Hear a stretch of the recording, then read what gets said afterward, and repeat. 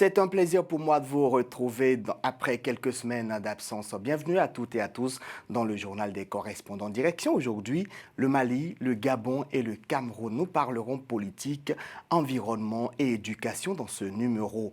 Au Mali, la junte a fixé à 2 ans le délai avant de rendre le pouvoir aux civils. L'annonce a été faite en début de cette semaine. Que pense la classe politique du pays de ce nouveau délai? Élément de réponse dans ce sujet de notre correspondant local, lu par Arthur Chalmeigné.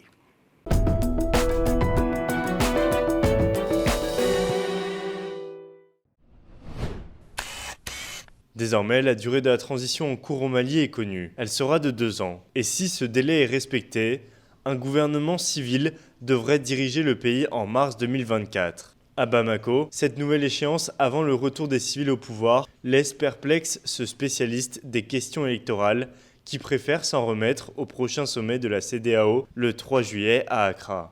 Selon ce que le gouvernement a dit, c'est un accord avec la CEDEAO qui a été trouvé pour fixer le délai. Mais nous, en tant qu'organisation de la société civile, nous sommes là, nous avons observé et nous pensons que le 3 juillet, tout sera clair. Le 3 juillet, si la CEDEAO se réunit et qu'elle entérine le délai de 24 mois supplémentaires, on pourra dire que le consensus était là. Mais si, au contraire, le 3 juillet, la CEDEAO dit qu'elle n'est pas d'accord avec le délai de 24 mois et qu'il faut un maximum de 16 mois, là, on pourra voir qu'il n'y a pas eu de consensus. Le porte-parole du gouvernement a affirmé que les chefs d'État de la CEDEAO ont été informés de la décision prise par le Mali. Mais dans l'opinion publique, certains veulent rester prudents. C'est une bonne chose. Si c'est réellement basé sur des faits réels, ils ont dit, on a demandé, ils disent qu'ils vont faire un chronogramme. Si réellement tel est le cas, je crois que et quelque part, est-ce qu'avec la CEDEAO aussi, ils ne sont pas mis d'accord avec la CEDEAO? En réponse à la décision des autorités de la transition malienne, l'organisation ouest-africaine ne cache pas sa déception. Elle dit regretter la décision unilatérale de Bamako. Dans les rangs du M5 RFP, le rassemblement de partis politiques qui soutient la junte malienne, l'on se dit surpris du communiqué de la CEDEAO avant de dénoncer une certaine mauvaise foi de l'organisation sous-régionale. Je suis surpris parce que pour moi, il y a un consensus pratiquement qui s'était dégagé autour des 24 mois et un accord préalable peut-être avait été même annoncé. Mais aujourd'hui, dire qu'ils sont surpris, c'est de mauvaise foi. C'est de mauvaise foi parce que ceux qui ont accepté à Accra que les sanctions soient levées, moi je pense qu'ils ne pourront pas se plaindre. À Bamako, les Maliens qui subissent de plein fouet les effets des sanctions de la CEDEAO espèrent que les chefs d'État accepteront cette proposition malienne pour enfin sortir de cette crise. Le Gabon a célébré mercredi dernier l'anniversaire de décès de son ancien président Omar Bongo. 13 ans après cette disparition, les Gabonais gardent en mémoire le souvenir d'un homme de paix et d'un bâtisseur, comme vous allez le constater dans ce reportage de Joël Tatou et Muriel Ndoyenguene.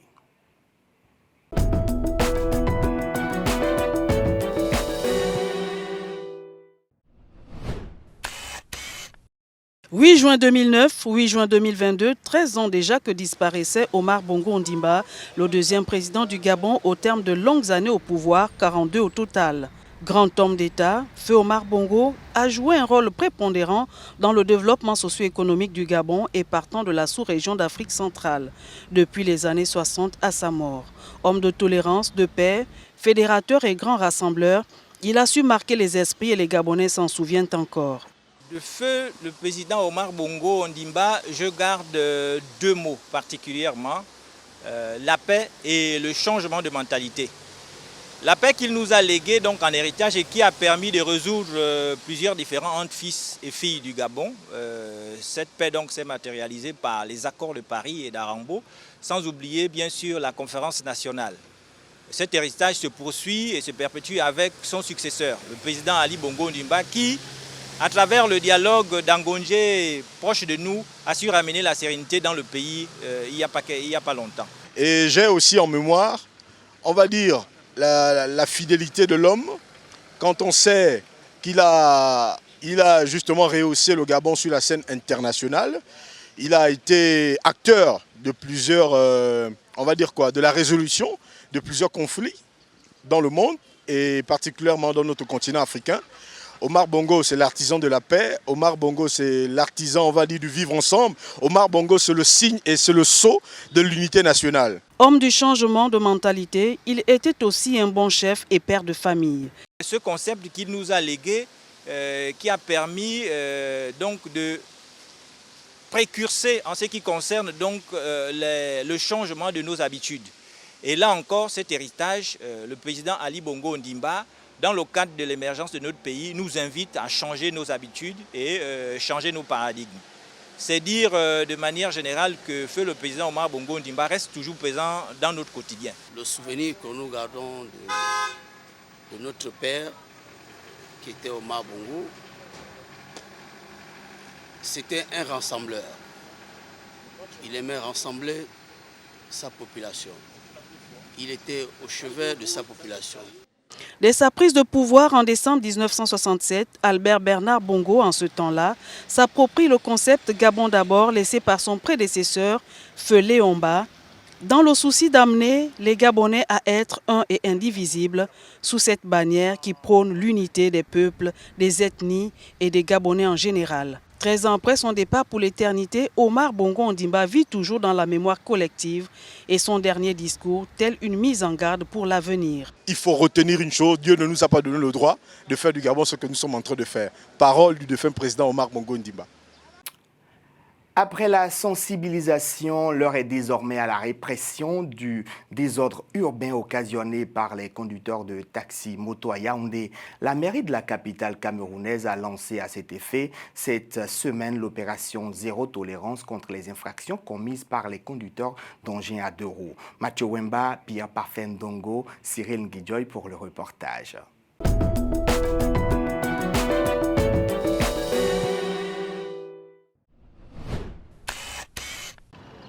Réunis autour du maire de Yaoundé, les associations, syndicats de mototaxis et responsables délégués des forces de maintien de l'ordre étaient tous d'accord sur le désordre qui émaille le secteur du transport à deux roues dans la capitale camerounaise. Après la sensibilisation par les textes statutaires de 2008 réglementant le secteur, l'ère à la répression. Nous avons pris beaucoup de temps pour sensibiliser, pour expliquer, pour conseiller, mais nous constatons que les mauvaises habitudes résistent, notamment le désordre urbain, beaucoup plus de la part des mototaximens que nous avons rencontrés aujourd'hui. Un secteur encadré, mais très mal organisé selon le constat fait par les autorités de la ville. La principale recommandation de ce jour est en quelque sorte une mise en garde. Nous ne voulons plus voir les motos dans le centre urbain. Pour ce faire, le maire et le préfet de la capitale sont sans équivoque sur la répression au moindre incident constaté sur la voie publique. Nous n'allons pas baisser les bras. Nous avons une fois de plus lancé un appel en direction de cette corporation pour qu'elle se conforme au texte. Les mototaxis contribuent certes à l'offre du transport dans la cité, mais elles doivent respecter les normes pratiques de circulation, mais surtout les zones interdites et délimitées par la mairie dans la capitale camerounaise, faute de quoi toute moto trouvée sur une zone interdite sera mise systématiquement en fourrière ou revendue aux communes de l'arrière-pays. Restons au Cameroun pour finir cette édition. L'Institut supérieur des sciences, arts et métiers ISAM du président du groupe Vision 4, Jean-Pierre Mugumbe-Liga, reçoit les félicitations du gouvernement camerounais. Un satisfecit décerné aux dirigeants de cette école de référence après une mission d'évaluation et de contrôle du ministère de l'Enseignement supérieur. Chimène Baleba, Pierre Parfait Ndongo, Cyril Nguidjoy.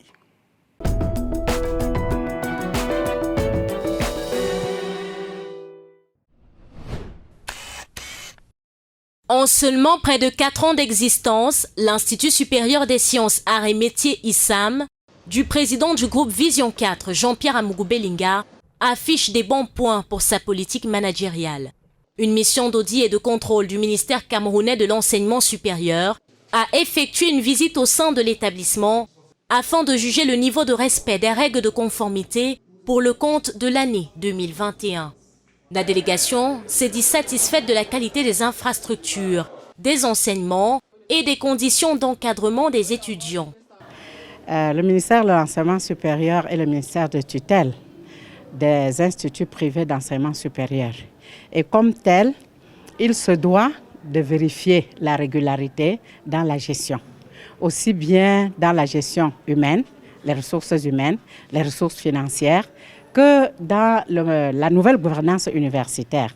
Nous avons également marqué qu'il y a des laboratoires vraiment de haute vol, des laboratoires équipés. Et je veux vous assurer que les équipements que nous avons vus dans les laboratoires, nous pensons que s'il faut inventorier les établissements privés qui ont ce genre d'établissement, il y en aura très peu.